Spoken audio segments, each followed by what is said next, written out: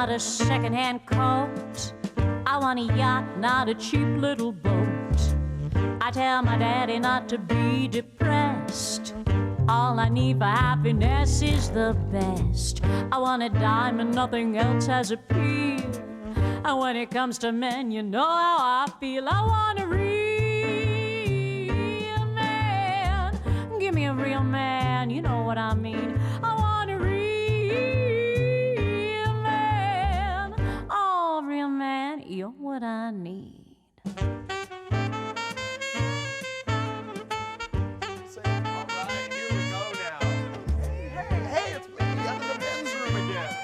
It's me, Beta. Let's have some fun now.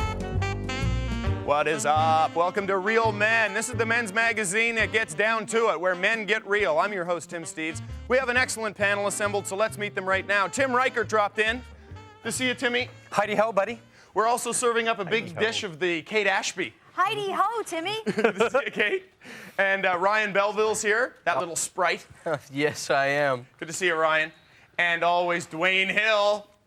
See you, Dwayner. The big man's in the house, and that's how we're going to get it started with that very same Dwayne Hill. Go ahead. Oh, that was great. Hi, I'm Cedric. Your name? Oh, Chantel. Great name. That movement workshop was intense. Whew! My journal's gonna be filled to the brim with references.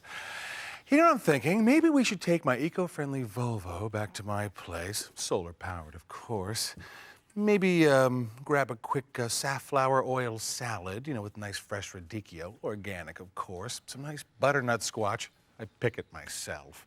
And some tofurkey, and I could read you poems until we cry, and then maybe we could have some tantric sex until I cry again. And if that doesn't entice you, I make $2.5 million a year and have 5 official residences. Oh, and I'm like this, too. Alpha males, beta males. Tim, where are they? I didn't even know what the freaking topic was for the longest time. Where am I sitting? Oh, alpha beta males. That's what we're talking about today on Real Men, and the big fella set us up. I see where you're going. I see you working. Let's get it. Sorry, Dwayne. Let's go to Reichert, because I know he was over there. Go ahead, Timmy. I'm Beta. I get accused. Guys think I'm too beta. They think I'm too accommodating to the female agenda. I'm too nice to women. I am the guy who you said I'll make the tofico or whatever the hell salad. Tofurkey salad. It's kind of like turkey, it's kind of like tofu, but it's really neither. But my wife and the women who've dated me will tell you that I have my alpha male. I'll make the tofurco and have a nice candlelight dinner with you, and then afterwards when I get a little gassy, plat! Oh, by the way, I don't hold in my gas because, you know, I have my male side, is what I'm saying. That's a nice combination. There you go. Yeah. Yeah, but of course, farts. Tofurkey farts. Exactly. Tofurkey farts is the millennial generation, is the millennial definition of whether or not you're an alpha male. Oh, tofurkey, smell it? Whereas in the old days it was, hey, I broke my club in half on a bunch of heads today. I must have killed 30 villagers. I laughed so hard, villagers came out of my nose. You know, that was the old alpha male. Thanks for coming out, Dwayne. Hey, Kate, do you prefer an alpha or a beta male? I think I probably prefer a combination. I'm attached to my top here, though. Can you? Oh, okay, I got it. I'd be glad to have I think a combination, but I must say I need a guy who's got a bit of an edge. I think that I want to be treated well, and he's got to be sensitive, but you don't want a wuss, do you? I don't want a wuss. Ryan, are you a wuss? I'm a total wuss, but in an alpha sort of way. Alpha wuss. Like I will get really drunk and not pick a fight at a bar. Like I will avoid the fight, but I'll still go out and get stupid drunk and embarrass myself like an alpha male, watch hockey. And that's what women want. A guy who won't stand up and fight for her honor, but just get drunk and slobber. Exactly. It's a combination of yourself, sweetheart. It's a balance that I work for. That's right. What are the definitions, do you think, Dwayne? Define them for us as per Dwayne Hill. Alpha males, weren't they like, I mean, 100 years ago, they were the ones who was like, do what he says, he's the strongest, he's pulling the cart. You know, now it's, and then it was like, then they said the meek should inherit the earth, and that was the whole .com thing, right? Like, all these guys who were computer nerds, pasty from the lack of sunlight, all of a sudden were worth trillions of dollars, and now they took it away, you see? Yeah. So isn't that kind of creepy? They took it away, they made them alpha males for a week, and they said, enjoy the taste, get out of here! I think you need a combination, and I think that women can be extremely controlling, and if you have a guy that you can easily control, then it gets boring after a while. And you need a little bit of, you need someone to arm wrestle with you, and you need someone who's going to stop you and all That's that. true. That's where you get the contempt in the relationship, I hate too. though when they ask you to decide when you should be macho and when you shouldn't. My wife has done this to me before, where she'll just suddenly, she's sick, and we had to make a decision one time, should we go to an expensive hotel, should we go to a cheap hotel, blah, blah, blah. And at one point she just got all cry on me, and sorry, honey, but she basically just, I just need you sometimes to just make the decision. Just make the decision, damn it. Why can't you just take hold of the situation? And I'm like, because sometimes I do, and you yell at me for it, and you say I shouldn't have done it then, and so it can be confusing. But the women want like a sensitive guy who's, well dressed, but not dressed better than you, of course. I don't know about that. I think women want probably a sensitive guy and all stuff, but I think that as well is that when it gets down to having sex, right? I don't think we want somebody in bed who's going to be all sort of sensitive. And I think you make love during the day and you have sex at night. Should I do that again? Mike Tyson. Like that? Was that okay? Should I do it again? Oh. No. Too late. No. I've already achieved. It's like that. It's like Mike Tyson. When he got the whole rape charge against him. Like there's a definitive alpha male. He screwed her through her underwear, which I thought was quite a batch of foreplay. Yes. He didn't take it off. No, he didn't push it aside. He just went straight through. And she'd only had like one other partner. I guarantee it wasn't Mike Tyson. Oh my God. Don't try to walk for the next couple of days. I'm going to be pretty. Dwayne. But that's an alpha male. It's true. That is definitely an alpha male. Yeah. But I think See, you're that's absolutely right. extreme. If a guy lets himself get walked on, then they get a bit of contempt in the relationship, for and the girl's sure. like, and then all of a sudden it's like, well, pick me up at 2, stupid. Yeah. And then it's the sort girl of, hates it after a while too. Every woman wants to be. Exactly. I mean, any guy who's controlling, and I'm sure there are a lot of guys out there who are controlling as well. They have to mate with people who are going to stop them and not let them get carried away with that as well. Men need it as well, but women really need it. And I think that. Well said, Kate. We got to jump out. Good job. Nice job, panel. When we come back from the break, we're going to be joined by Norm Christie, author and historian. We're going to talk about what it is to be a Canadian. I like it. We're coming right back. Oh, No. So much trouble here. yeah, you are. You're not going to see this.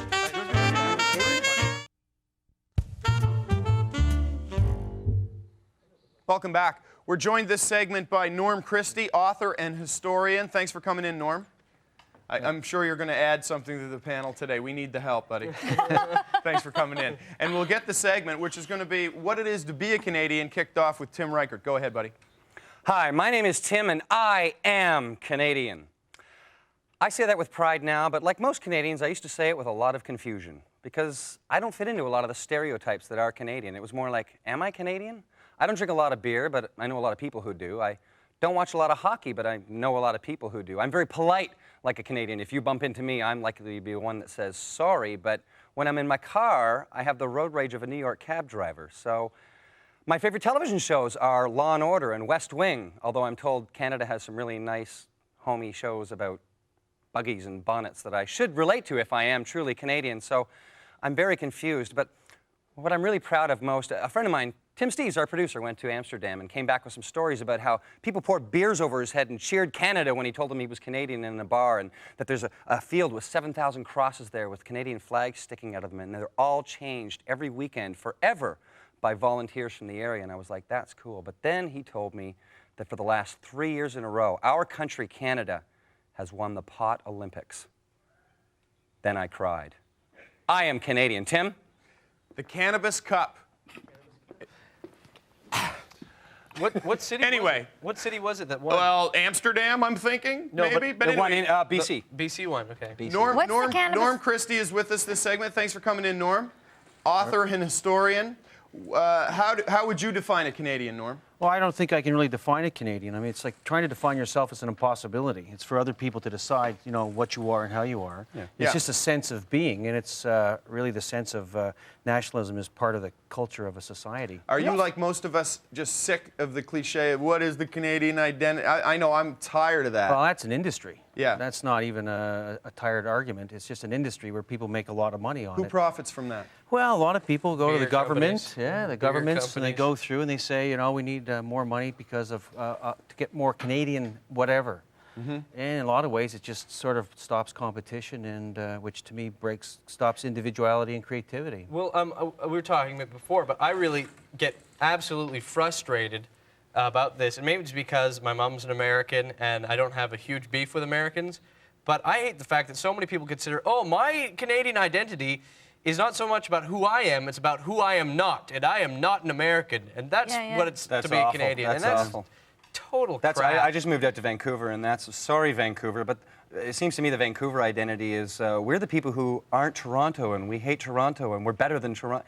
They have that, and it's so the same thing. I felt the same thing as a Canadian, where so many people are we're just not American. That's all. It's insecurity, though, isn't it? Because rather than sort of say what you're doing or take a confidence in what you're doing, you're saying you're better than somebody else. And of course, we try to compete at the same level as America. Like, you know, how many times you've seen on Canadian television?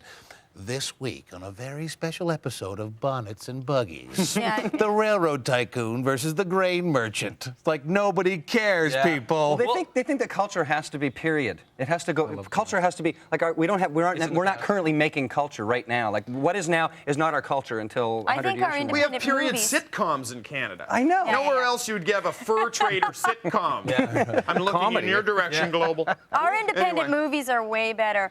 Paul McCartney produced a series to raise money for New York, and Mike Myers got up, and it was just this huge stadium, and Mike Myers got up and said, you know, hello America, I'm not American, I'm Canadian, and the entire place booed, and I was in shock by that. Well, I think that's not necessarily the best place to make a patriotic stand. I mean, the point is we're all North Americans. We have more in common with the Americans than we do with anybody else, right? Because we're the same culture, basically. And I don't mean American pop culture. We all basically settled the same way. We have the same sort of roots. I remember when I lived in France, I had an Irish screenwriter who was a good friend of mine. And of course, I went through the whole Canadian things. You know, Captain Kirk's Canadian, Neil Young, and just trying to boost myself. And he turned around and said, well, Neil Young just is not a Canadian musician. He's a musician who happens to be Canadian. Right. And that's a totally different perspective, and it straightened me right out at the time. There's also one thing that I know this whenever I go to the States too. You go to a lot of cities, and they'll make fun of other cities, but they'll go, oh yeah, that's a nice place, or oh, you're from there, that's nice. But everybody hates everyone else. They're always like, I'm Canadian, but you know the Newfies, they're not really Canadian. The French, no, that's not really part of Canada. You know, or Don't Alberta get me started hates on Alberta. Toronto, Alberta hates. Well, everybody hates Toronto. Everybody hates Toronto. When I was in Ottawa shooting something at the Olympics, we didn't get the Olympics, and the entire group of people cheered. Cheered for sure. They cheered that Toronto didn't get the Olympics. Yeah.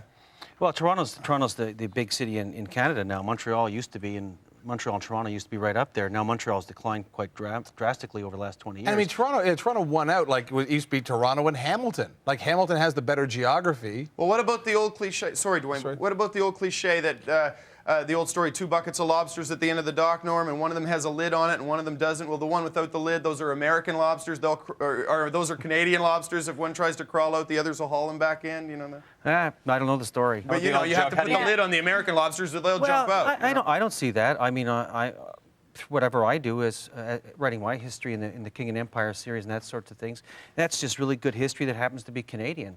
I appreciate other stuff that's very good as well. It doesn't necessarily, I don't have to beat my chest about it. It's also exciting watching like the women's rowing team going for a gold medal. I mean, I'm cheering for that as well. Yeah. So, but you can be patriotic without being a fool. Yeah. Well, I honestly get really frustrated too, because the most remarkable thing is that it's like English and French, like, was the whole concept of what this country has kind of been founded on, and there's so much resentment on both sides.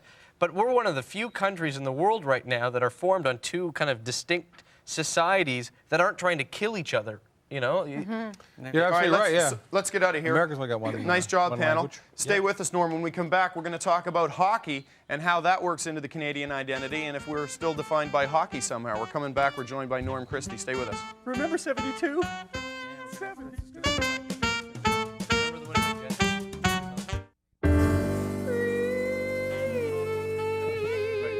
Oh, yeah. Hey, welcome back to Real Men. This segment, we're going to talk about hockey and Canada. And do you think hockey defines us still in some way, Norm? Oh, I think hockey is a central piece of our culture. Every time you meet a Canadian, whether you're in Singapore or France or anywhere, they're always talking hockey. Even people who aren't so enthusiastic about hockey when they lived here are what's happening with whatever club it is. I wouldn't consider myself a huge hockey fan, but I can talk hockey all night with you. Because I'm a Canadian, and it's part, like you say, it's part of growing up here. And throughout the world, that's what we're known for. I mean, if you're in Europe, for sure, people, if you say you're from Canada, hockey is the first thing they think of. I was just telling a story about when I was in England and I called up to play in a hockey game. I hadn't played for a couple years, and first thing you know, I'm in the starting lineup. in a full contact, He was full just- stop time hockey game. He just and I wanted to was play a this- little pickup, and then Yeah, and they hear the were like, accent "You're and Canadian, you're oh," in. and they put him like on the main team. Now, normally, if it's not hockey, they don't like your accent because you're too American or whatever. This is in Britain and some of these other places, so you know. Right. But for hockey, boy, you're it. They you're number suited you one. right up. You're ready to Starting go get them. And if you didn't play well and you're a Canadian, then they got really disappointed. And they started to really backbite. They wanted you to coach their teams. They wanted everything. As soon as you came, you were the expert who's 30 miles from home. What was your Yeah. British hockey team name? The Bracknell B-52s. The Bracknell, that's one, like North Puddlingham Vice Lords. You know, it's like, this they have lots bastardized of hockey version. over there. They have there's lots of opportunities for Canadians to play over there. How was the level of play in that game? Well, this was basically a Norm got 9 goals. That's an quasi-regular- indicator. No, I got 1 goal, and then I was saying they had to carry me off the ice because I hadn't skated. But no, it's full contact, and of course you can use that to your advantage too because they think you're tougher than they are. When you Why? aren't. The fact that hockey Yeah. is this full contact tough guy sport. Do you think that means that Canadians are tough? Is that why it became our national sport? We've got it's one of the toughest sports in the world. Well, lacrosse too is a very tough And game. lacrosse as box well. lacrosse, So does that say is. something about Canadians? Do you think inherently are we a bunch of tough? Are we Don Cherry's boys? Well, people from the northern climates are always tougher, aren't they? Because they don't have the nice weather, so they got to entertain themselves some other way, so they beat up on each other. Right. But then there's Australian rules football. Yeah, and that's that's like brutal. I mean, it's Those are If Australians, you don't though. rupture a That's different, testicle, you know. you're not allowed to shower after the game. That's a prison colony sport. We're talking Exactly. about right. Well, The first why is time- lacrosse the national? Like, why is that? It was a sport a national sport for many years, and then it was sort of with hockey as well. But it was a sport where the Indians used to Isn't play. it They used to still kill our each other. official national sport? I could have lacrosse? changed Yeah. in the last few years, but I'm not sure. It's certainly. I'm pretty sure lacrosse still is that. And it's a First time really I went tough to a sport. hockey game, like at Maple Leaf Gardens, I was in shock at how with the very first fight, everybody got up in the stands and was cheering it, and I felt like this was the most awful gladiator, horrible experience, and I just sat there and I had a really creepy feeling for it. And then about 20 minutes later, a fight just about broke out, and there I'm on my feet and disappointed. Like it just was really quick. It's called male animal kind of- desire. Yeah, Animal desire, yeah. and it raises the adrenaline and it gets it all going, and it's fine in a hockey fight provided you're not on the losing end. And, Yeah. Norm, and not too many guys get hurt in a hockey fight. You get broken noses, you lose some teeth. That's a lot better than taking a no. what does that mean? a hockey player just saying doesn't good for life? Nobody's actually been stabbed to death. Okay, go In easy, football, Bowery you get- boys. In football, you get no. There's no fighting. In basketball, there's no fighting. Broken noses of 18 stitches in your lip, and you're back on the ice. I bite the inside of my Listen, cheek. I'm not eating ketchup for a week. Ask, the guys that have taken the stick across the face if they'd rather be punched in the face. Well, I'll ask them when they're sober because they might hit me. These are aggressive people. Most of the fighting, they don't usually get that far. I mean, most of the times the referees step in. In the NHL, you're looking at heavyweights. You're looking at guys who are 6'3", 240 Guys who are pounds. hired These to are- fight. Yeah, A exactly. A buddy of They're mine, goons. a buddy of mine worked his way up through. I don't want to get it wrong, but I think it was like the Kingston Derbies he played for. It's like, this is his big break, you know. And he went there. I saw him 2 weeks later. I'm like, what happened? He goes, I'm not on the team anymore. I said, I'm like, look at his face. I realized he has 2 black eyes. He's got a cut right across the bridge of his nose. He's got stitches over each eye. And I'm like, what happened? He goes, well, everybody's trying to get on the team, so they just beat the living hell out Yeah, of I've me. heard I had a the buddy who amateurs. played for Washington Yeah. and Winnipeg, had a full career. Mike Eagles played 13 years in the league, and I had a couple of beers with him, and he was telling me how it works. Is every year in training camp, 4 or 5 guys that are north of 220, 225 pounds are going to be put on the ice together. The last one standing makes the team. Simple as that. Well, you got to be noticed to make the team. So That's right. everybody's trying to do something that's going to get them that extra point that's going to get them to the next part of the training camp. Yeah. So I was just going to bring up, what about the fact that our game's being taken away from us right now? The fact we're almost down to 2 Well, our Canadian pro hockey game teams. maybe, but not the game at the grassroots level. Absolutely, but the pro.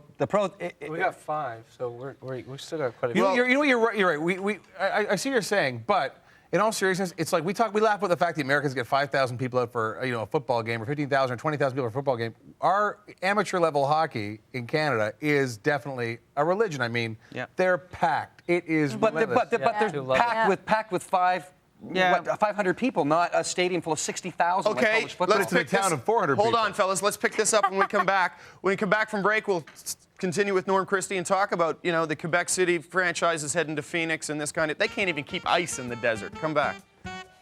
I like when they had the That didn't last long.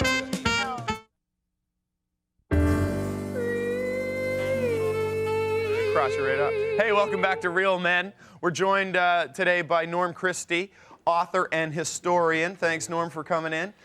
we used to be the big bad dog on the block as far as international hockey, and now we're more like in a group of 5 or 6. Should we be concerned about that? My feeling is we put too much pressure on our Olympic teams and our national teams. Like, just go, play your asses off, and let's lose the pressure. You know what I mean? Well, on the pro level, we always did quite well since '72. We won our most of the events until 1990, of course, or into the '90s when we lost to the Americans. Yeah. We do have a small decline in how we're playing against everybody else, and we're not getting the clutch plays that used to win the tournaments for us. Henderson scores for Henderson Canada. scores, or Lemieux scores, or someone makes the save. Now, like at the Olympics against the Czechs, if one guy had tipped in the goal, we would have been advancing into the medal round. We didn't make the play. They made the play. No, well, they also the shootout I can't condone. Like, we're going to play one game for 4 hours. Now we're just going to play a different game to decide that game. What the hell's that? But we should have won that in overtime anyway. We had lots of opportunities to score in the overtime. If Vic need a bum check to something else Russian. You know, it's become like they've got these European teams that are absolutely great now. And I've been a Coyotes fan for. I remember my dad taking me to games. The Coyotes hockey tradition. It's going to happen, though. It's just the hockey got more and more popular, so around the world, more and more people played it. So naturally, the teams from around the world got better and became on par with. But they were always Canadians. good. The Czechs were always good. The Russians were always good. I mean, but the Americans weren't always good. The Americans have come up, and the Swedes have basically stabilized. Well, the thing too is it was always amateur hockey. It wasn't until the Americans were like, we keep losing in basketball. We should let professional people play. Isn't it, though? Because the Russians always had these military guys, right? for They sure. were technically amateurs, and we couldn't let our pros play. And now it's kind of, the playing field is sort of leveled, isn't it?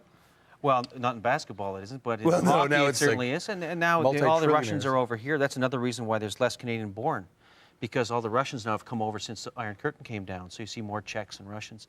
And they're great hockey players. Russia, as I said, these two nations always produce great hockey players. Great job, panel. We're out of time. Thanks so much to Norm Christie for coming in.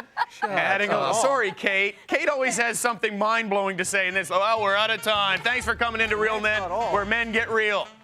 We said that they're soft, but like, generally. Sorry, Kate. We're loaded up. In the NHL, but we're just talking about amateur level. Really profound.